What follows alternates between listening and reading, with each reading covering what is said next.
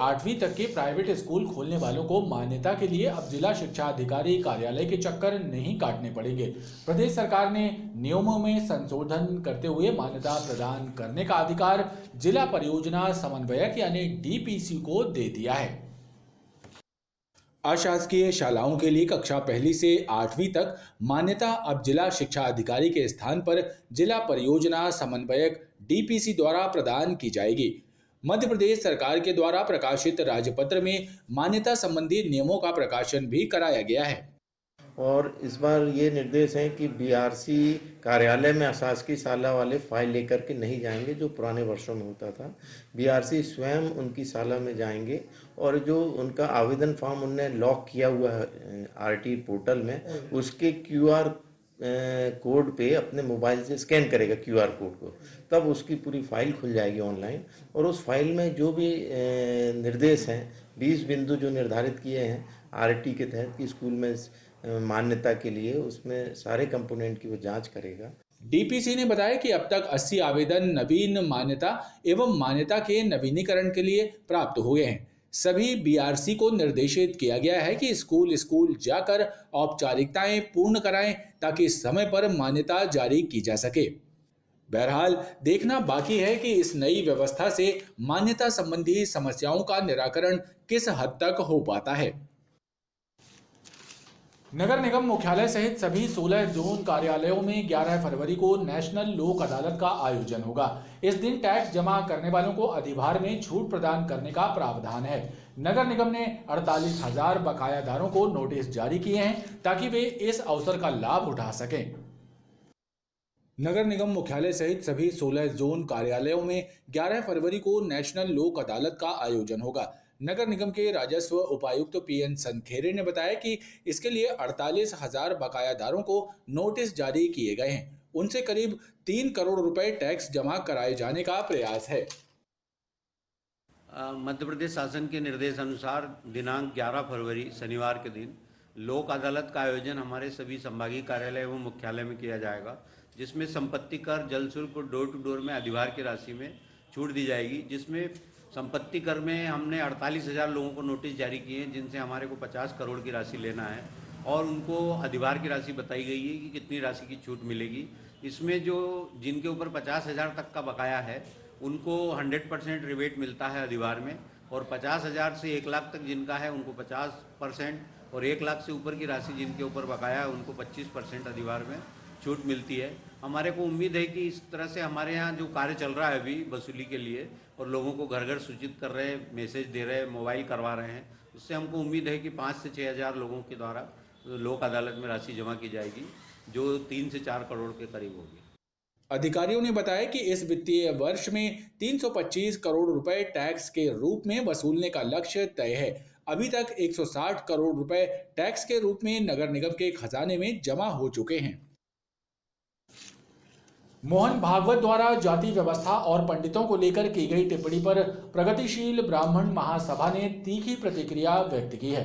महासभा के सदस्यों का कहना है कि भागवत जी को भगवान श्री कृष्ण और गीता के अस्तित्व पर भरोसा नहीं है, इसलिए ऐसी बातें कह रहे हैं। प्रगतिशील ब्राह्मण महासभा के सदस्यों ने पत्रकारों से चर्चा करते हुए कहा कि जाति व्यवस्था और पंडितों को लेकर दिया गया मोहन भागवत का बयान निंदा योग्य है। मोहन भागवत को भगवान कृष्ण और गीता के अस्तित्व पर भरोसा नहीं है, इसलिए उन्होंने ऐसा बयान दिया है। भागवत जी के द्वारा जो पंडित शब्द का उपयोग किया गया है, भागवत जी या तो भगवान कृष्ण और भगवत गीता का अस्तित्व को नहीं मानते हैं, या उन्हें भगवत गीता का अध्ययन करना चाहिए। उसमें ये स्पष्ट कहा है कि चातुर्वर्णम मया सृष्टम गुण कर्म विभाजितम। तो भगवान कृष्ण ने कहा है कि ये जो चातुर्वर्ण की व्यवस्था है, ये मेरे द्वारा, भगवान विष्णु के द्वारा, ईश्वर के द्वारा निर्मित की गई है, किसी पंडित या ब्राह्मण या किसी अन्य व्यक्ति के द्वारा नहीं निर्मित की गई है। तो ये जो उनका बयान है ये गलत है, हम उसकी निंदा करते हैं। वहीं रामचरितमानस का अपमान करने वालों पर दंडात्मक कार्रवाई की मांग करते हुए ब्राह्मण महासभा के सदस्यों ने बताया कि शूद्र शब्द उपयोग नहीं हुआ है। दरअसल क्षुद्र शब्द को गलत तरीके से पेश कर भ्रांति फैलाई जा रही है। हमने आज 1877, 1810 और 1874 में प्रकाशित जो पहली बार प्रकाशित हुआ था रामचरितमानस की पांडुलिपियाँ, उसका आज हमने वो डेमोन्स्ट्रेट किया है। और उसमें जो शूद्र शब्द है, जो शूद्र शब्द है ही नहीं, उसमें क्षुद्र शब्द का उपयोग किया गया है, जो कि क्षुद्र शब्द का अर्थ कृपण या निर्धन शब्द से उसका पर्याय है। और ये सब सकल ताड़ना के जो अधिकारी हैं, ये इस शब्द का भी उपयोग नहीं है उसमें। ये सब ताड़न के अधिकारी, मतलब ताड़न मतलब देखभाल देख रेख के अधिकारी हैं। इनकी विशेष देख रेख करनी चाहिए, जो आज भारत का संविधान भी कर रहा है। तो इस प्रकार से जो धर्म ग्रंथों के बारे में जो भ्रांति फैलाई, जो भी व्यक्ति और जिन्होंने रामचरितमानस की जो है प्रतियां जलाई हैं, उनको तत्काल जेल भेजा जाए और सरकार और कड़ा कानून इस संबंध में बनाए, ताकि किसी भी धार्मिक ग्रंथ का अपमान न किया जा सके।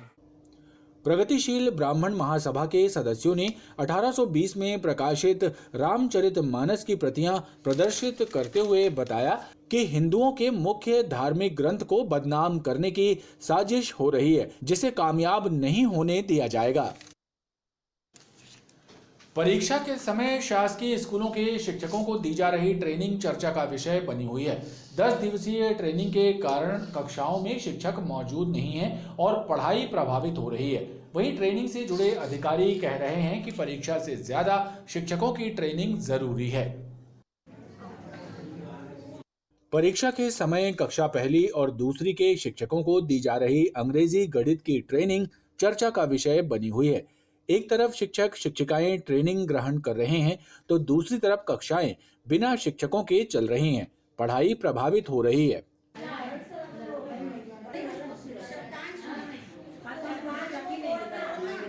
वहीं जिम्मेदार अधिकारियों का कहना है कि साक्षरता के बड़े लक्ष्य को प्राप्त करने के लिए ट्रेनिंग परीक्षा से ज्यादा जरूरी है, क्योंकि इसमें लक्ष्य जो है 2026-27 तक है और ये बड़ा लक्ष्य है। तो इसकी ट्रेनिंग जो है साल में 2 वर्ष आयोजित की जाना है। तो चूँकि बड़ा लक्ष्य है और कक्षा 1-2 के बच्चे हैं, तो कक्षा 1-2 में परीक्षा जो है उतना महत्व नहीं रखती है, जितना कि बच्चे जो है कुछ लर्निंग कर पाएँ, कुछ सीख पाएँ। सीखने पे जो है सरकार का जोर है। बहरहाल परीक्षा के समय चल रहा 10 दिवसीय टीचर्स ट्रेनिंग का कार्यक्रम चर्चा का विषय बना हुआ है। कृषि उपज मंडी में स्थित फलों के थोक व्यापारियों ने बिजली, पानी, सफाई जैसी मूलभूत सुविधाओं के लिए मंडी सचिव को पत्र सौंपा है। इसी सिलसिले में संपन्न हुई बैठक के दौरान फल व्यापारियों ने बताया कि मंडी में व्याप्त अव्यवस्थाओं से ग्राहक एवं व्यापारी दोनों परेशान हैं। लिहाजा इस बार उन्होंने अपनी समस्याओं का निराकरण न होने पर कलेक्टर से भी मुलाकात करने का निर्णय लिया है। उनका कहना है कि मंडी में सफाई व्यवस्था ठीक नहीं है, वहीं गर्मी आने वाली है और ऐसे में पानी का इंतजाम भी सुनिश्चित किया जाना होगा।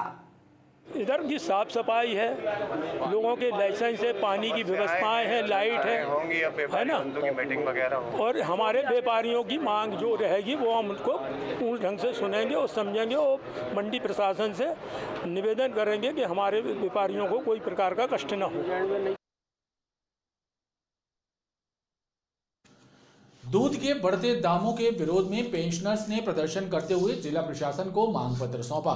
पेंशनर्स ने जिला प्रशासन से दूध माफियाओं पर लगाम लगाने की मांग की। साथ ही दूध से बनी वस्तुओं में मिलावट को रोकने के लिए जांच अभियान चलाने की मांग भी शासन प्रशासन से की है।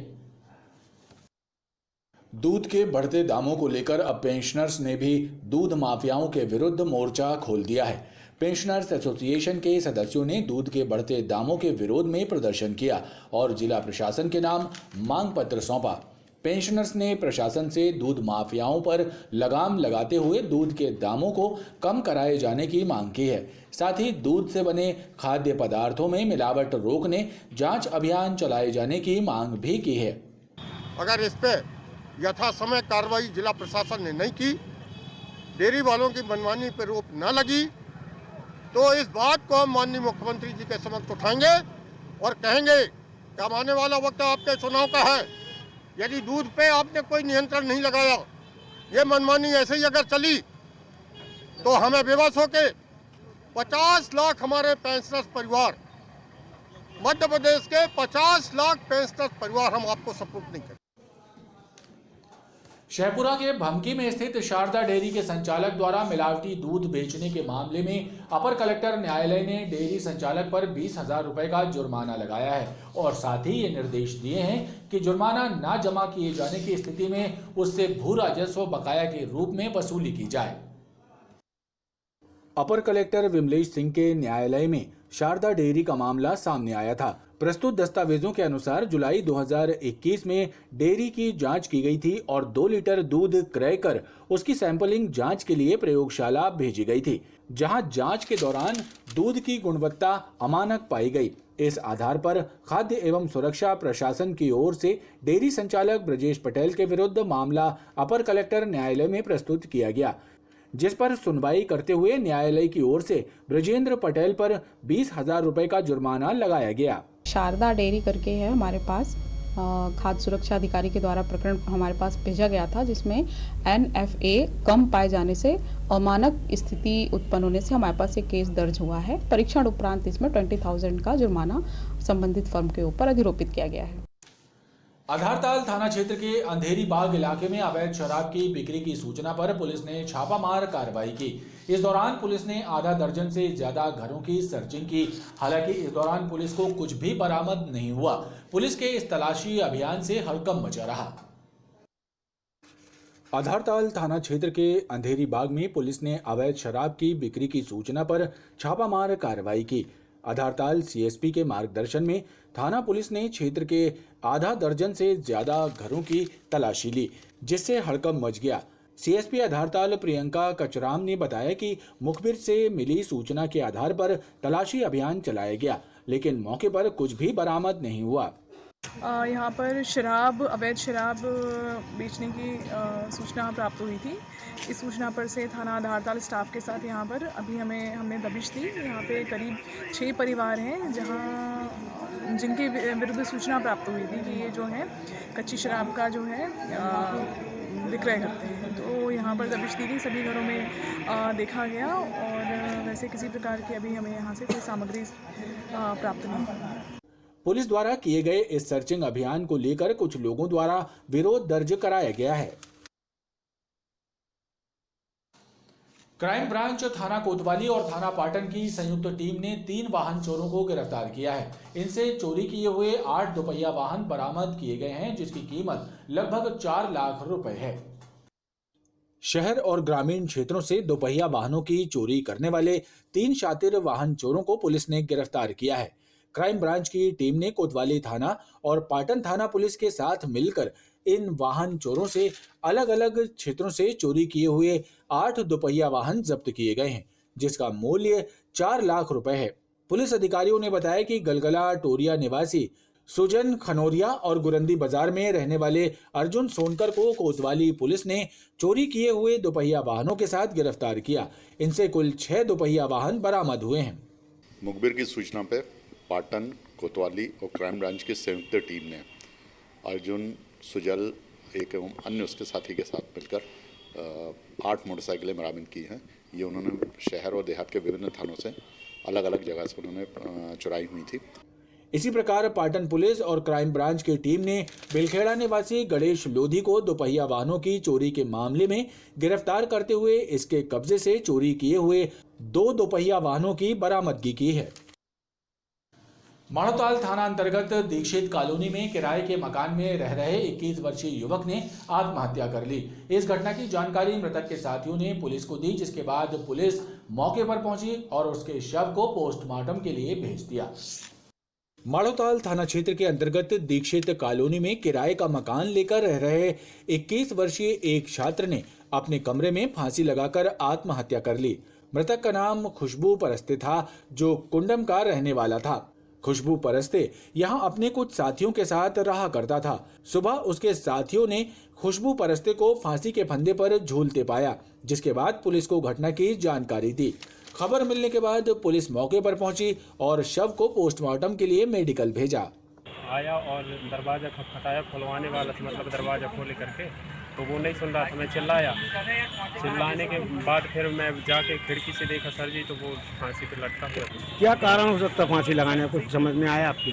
क्या पता सर, इसमें पता नहीं कोई प्रेम प्रसंग वगैरह कुछ नो ऐसा? सर, इसके बारे में पता नहीं। कोई नशा वगैरह करता था? नशा वगैरह कुछ नहीं करता था सर। पुलिस ने घटना की जानकारी मृतक के परिजनों को दी है।